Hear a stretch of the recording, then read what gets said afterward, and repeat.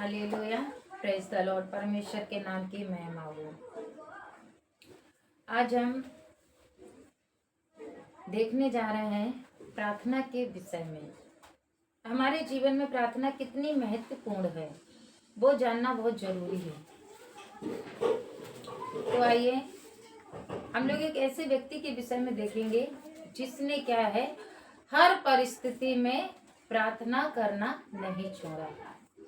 दुख में भी, सुख में भी, कष्ट, बीमारी, जिसमें भी उस समय उसने क्या है, प्रार्थना करना नहीं छोड़ा। उसके ऊपर ऐसी परिस्थिति आई लेकिन फिर भी वो लगातार प्रार्थना करता रहा।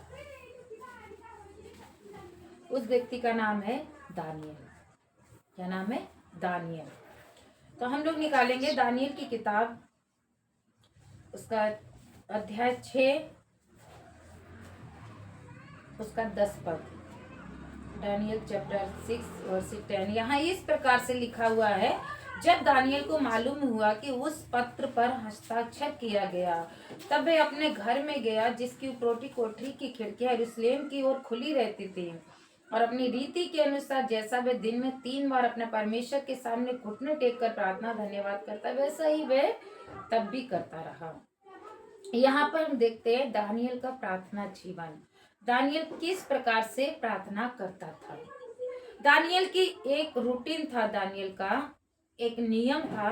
वो दिन में 3 बार प्रार्थना करता था, सुबह, शाम, दोपहर, या किसी भी समय वो निकाल के मतलब अपने 3 बार जरूर करता था। और भी हम लोग देखते हैं दाऊद के विषय में, देखते हैं दाऊद क्या करता था। दाऊद भजन में लिखता है, मैं प्रतिदिन 7 बार प्रार्थना करता हूँ। वो 7 बार प्रार्थना करता था। लेकिन हम यहाँ पर क्या है, दानियल के विषय में देख रहे हैं। दानियल 3 बार प्रार्थना करता था। एक समय में ऐसा आया, उसके जीवन में ऐसी कठिन परिस्थिति आ गई जब उसको शेरों के मांद यानी गड्ढे में डाला गया था। उससे पहले मैं थोड़ा सा आप लोग को बताऊंगी। यहाँ पर जो है दानियल बंधुआई में आया था और उसके साथ उसके लोग आए थे। उस समय की ये बात है जब दानियल बंधुआई में था। उस समय राजा ने क्या की, एक आज्ञा निकाली थी। क्या आज्ञा निकाली? मतलब उसने एक स्वप्न देखा था कि वो स्वप्न में एक, उसका अर्थ उसको मालूम नहीं, तो बता रहा था जो कोई मेरे स्वप्न का अर्थ बताएगा उसको ऐसा किया जाएगा, और यदि नहीं तो सबको क्या है, मार दिया जाएगा। इस प्रकार से ये बात दानियल को भी पता चली कि सब पंडित, सब शास्त्री, सब लोगों को मार दिया जा रहा है। पर दानियल को बात पहले नहीं मालूम चली। जब मालूम चला तो उसने राजा से विनती की कि वह उसके स्वप्न का अर्थ बताएगा। इससे पहले वो क्या किया, वो अपने दोस्तों के पास गया, यानी मित्रों के पास गया, हनन्याह, मिसाइल, अजरिया, इनके पास जाके उसने बोला है, मैं यहाँ पर आपके लिए पढ़ूंगी।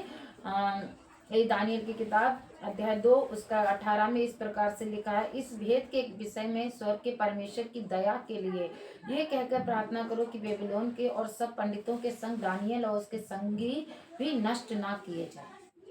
मतलब ये प्रार्थना करो कि परमेश्वर क्या है, स्वप्न का अर्थ प्रकट करे और मैं बता सकूं। इसलिए उसके संग जो है पंडित, शास्त्री, जो लोग हैं, सबके साथ दानियल और उसके संगी भी नष्ट ना किए जाए, इस निमित्त परमेश्वर से प्रार्थना करो। ऐसी परिस्थिति में भी उसने प्रार्थना को आके रखा।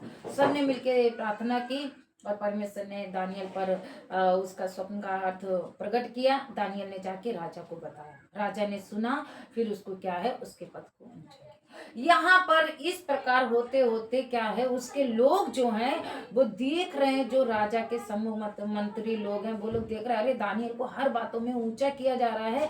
क्या है, दानियल तो हर बातों में ऊंचा है, उसको राजा सम्मान देता है, और हम लोग क्या है, कुछ भी नहीं। इस प्रकार से राजा ने उन लोगों ने जाके दानियल के विषय में कुछ ऐसा सोचा कि इसकी क्या गलती हो जो मैं राजा को बताऊं। और राजा से बोला, हे राजा, तुझे छोड़ यदि कोई भी किसी और को दंडवत करे या प्रार्थना करे वो सिंहों की मान में डाल दिया जाए। तो राजा ने सोचा ऐसा तो बात बहुत अच्छी बात है, यदि मुझे छोड़ के कोई किसी और को दंडवत करेगा तो वो सिंहों की मान में डाल दिया जाएगा। ठीक है, करेक्ट। उसने साइन कर दिया, यानी अच्छा कर दिए। और उसके बाद में साइन करके मोहर लगा दी कि जाओ। वो लोग गए, देखा दानियल क्या है, 3 बार प्रार्थना करता दिन में, वैसे ही नियम के अनुसार तब भी कर रहा। उन्होंने राजा को बताया, नियम भी लागू हो गया, सब कुछ पता चल गया। फिर दानियल ने क्या किया, वो डरा नहीं। उसके अंदर एक बात थी, वो डरता नहीं। मन में जरूर भय आया, लेकिन परमेश्वर की प्रार्थना करना है तो करना, हर परिस्थिति में प्रार्थना करना। वो डरा नहीं, वो वैसे ही नियम के अनुसार जैसा वो किया करता था दिन में 3 बार वैसा ही किया जैसा हमने यहाँ पर पढ़ा। तब दानियल ने तब क्या है, तब वह अपने घर में गया और जिसकी कोटी कोटी खिड़कियां यरूशलेम की ओर खुली रहती थी, अपनी रीति के अनुसार जैसा भी दिन में 3 बार अपने परमेश्वर के सामने घुटने टेक कर प्रार्थना करता, तब भी वो किया। इसलिए प्रिय लोगों, दानियल से क्या सीखना चाहिए, हर परिस्थिति में, कैसी भी परिस्थिति क्यों ना आए, कष्ट आए, परेशानी आए, या कुछ भी कोई आपको डरा रहा है या कोई आपके विरोध में परमेश्वर से दूर कर रहा है, उस परिस्थिति में भी आपको प्रार्थना करना नहीं छोड़ना चाहिए, क्योंकि प्रार्थना ही जीवन, प्रार्थना ही जय। जीने के लिए यही नियम हमारे लिए दिए गए हैं। और हम बाइबल में पढ़ते हैं, निरंतर प्रार्थना में लगे रहो, एक दूसरे के लिए भी प्रार्थना करते रहो। दानियल ने प्रार्थना करना नहीं छोड़ा। दानियल अपने नियम के अनुसार जैसा वे दिन में 3 बार करता, दिन में 3 बार गया, जैसा वे खिड़की को खोल के रख के करता, वैसा ही किया। और एक खास बात, वो घुटने टेक के प्रार्थना करता। आजकल हम लोग क्या आलस के कारण क्या है, कुछ लोग अरे यहीं पर ऐसे प्रार्थना नहीं, घुटनों में बैठ के नील डाउन होके जो प्रार्थना आप करेंगे, परमेश्वर देखेगा, अरे ये तो हमारे लिए दीन होके प्रार्थना कर रहा है, परमेश्वर आपकी प्रार्थना को सुनने के लिए खड़ा होगा। दानियल ने ऐसा ही किया, वो किया। फिर लास्ट में उसको क्या है, ले जाके राजा के जो सेवक लोग थे उन लोगों ने बोला और ले जाके उसको क्या है, वहां पर शेरों के मान में डाल दिया। डालने के बाद में क्या होता है, वहां पर दानियल क्या चुपचाप पड़ा है? नहीं, वहां पर भी दानियल प्रार्थना जरूर किया, घुटने टेक के।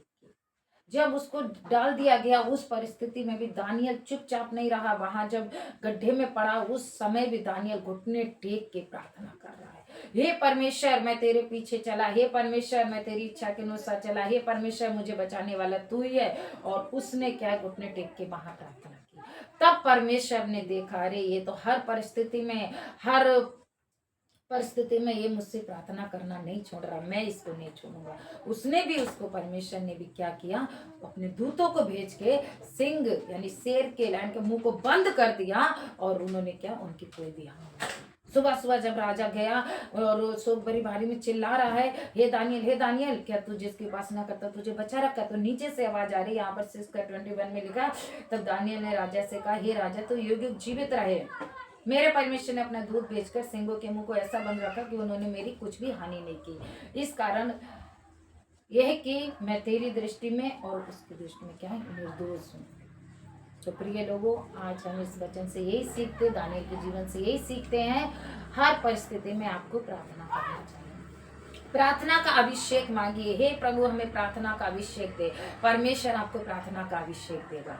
तब आपके जीवन में कोई भी परेशानी क्यों ना हो, कोई चिंता क्यों ना हो, कोई बीमारी क्यों ना हो, कोई कष्ट क्यों ना हो, कुछ भी, कर्ज को लेके, शादी को लेके, ब्याह को लेके, पढ़ाई को लेके, किसी भी प्रकार की टेंशन आपके जीवन में क्यों ना हो, इस परिस्थिति में भी आप परमेश्वर से प्रार्थना करेंगे। चाहे कोई आपको सता रहा, चाहे परमेश्वर के विरोध में आप परमेश्वर से प्रार्थना कर रहे हैं, उस विरोध में भी आपको हटाने की कोशिश कर रहा है, ऐसी स्थिति में भी आप प्रार्थना कर रहे हैं, प्रार्थना, तब उस समय आप जरूर सफलता पाएंगे, सक्सेसफुल होंगे। इसलिए हम दानियल के जीवन से यही सीखते हैं, क्या, प्रार्थना जीवन। प्रार्थना में हर परिस्थिति में आप प्रार्थना करते रहिए, परमेश्वर आपको क्या है, आशीर्वाद देगा। बहुत से बाइबल में बहुत से लोगों के नाम है जो प्रार्थना किए और विजय पाए।